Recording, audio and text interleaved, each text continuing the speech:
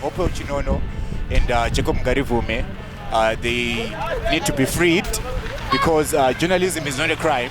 We are aware of their abductions. We are aware that they are missing. They need to be freed.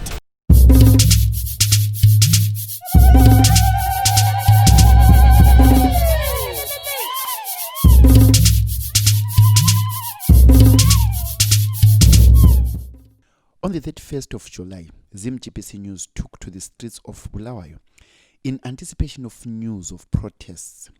The protests were called by renowned journalist Hopewell, who exposed what is now referred to as Drugsgate scandal, as well as Transform Zimbabwe leader Jacob Ngarivume. The two allege rampant corruption by the government of the ZANU-PF party. They have since been arrested. Our first port of call was at the intersection of Joshua Mqabuko Nyongolo Nkomo and 8th Avenue, where the stage of the iconic Liberator is situated. The place was fraught with soldiers and policemen as if they were guarding the statue. From the statue, we passed through City Hall, where commuter buses were parked instead of ferrying people to work. It was in the morning of Friday. At Pick and Pay Hyper, again, there was no activity.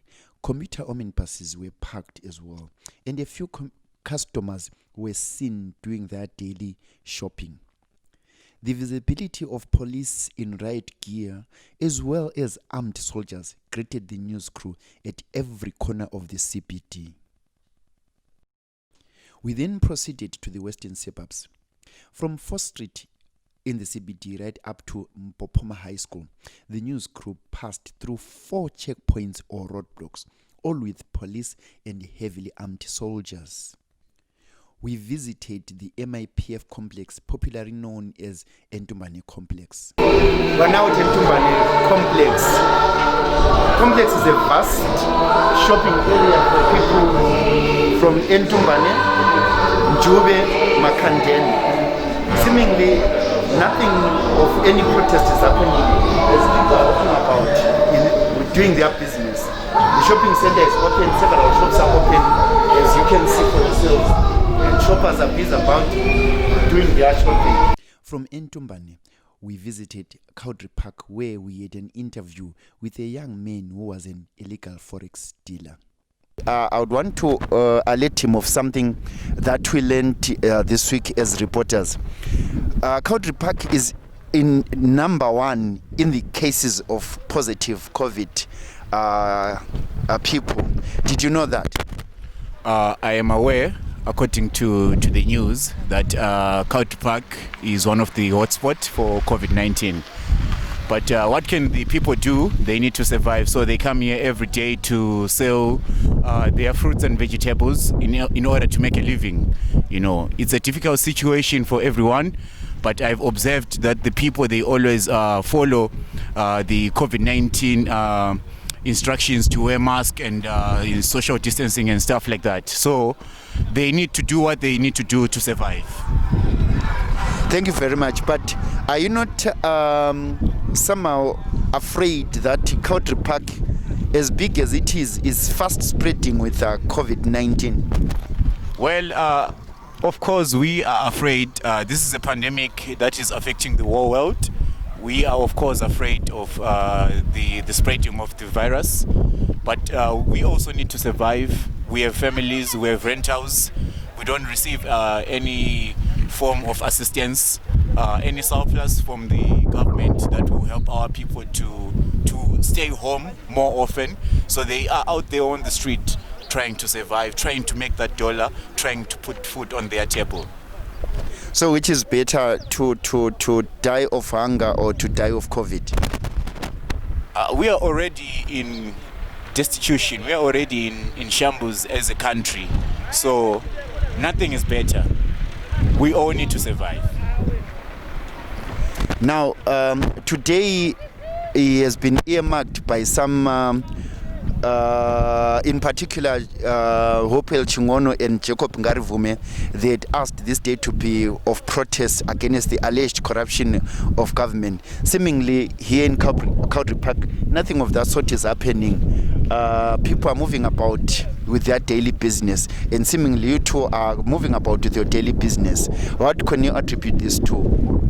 Okay, first of all, I would like to say Jacob Chinono and Hopewell Chinono and Jacob Ngarivume, they need to be freed because journalism is not a crime.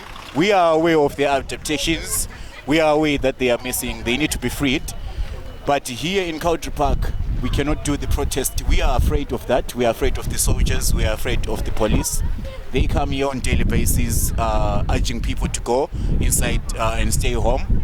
But we cannot protest because we are afraid of what will happen when we start to demonstrate and say whatever we want to say that is affecting the people. So we rather not demonstrate in fear of what the military and police will do to us. Of course, they will beat us. Of course, a lot of people and the youth will go missing if the demonstrations are executed.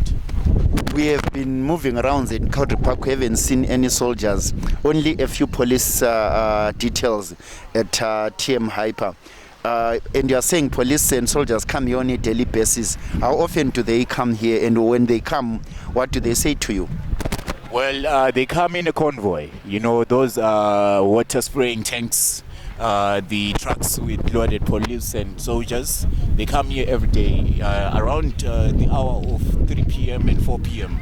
They come here and send the message that people should go inside and stay inside the doors and follow the curfew.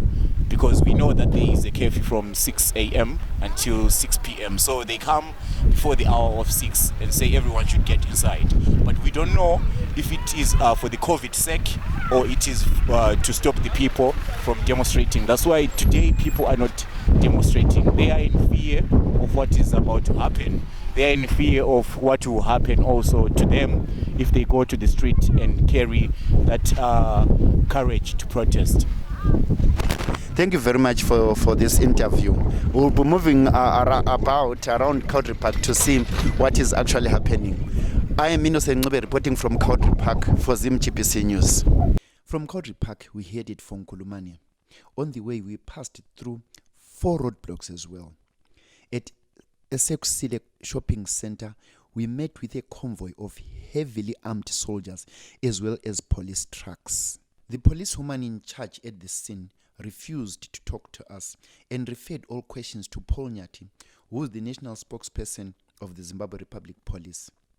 Soldiers jumped off their trucks and moved about. Shoppers and residents alike were visibly scared and stood transfixed. Through a howler from a police car, a voice was encouraging residents to stay at home because of the coronavirus.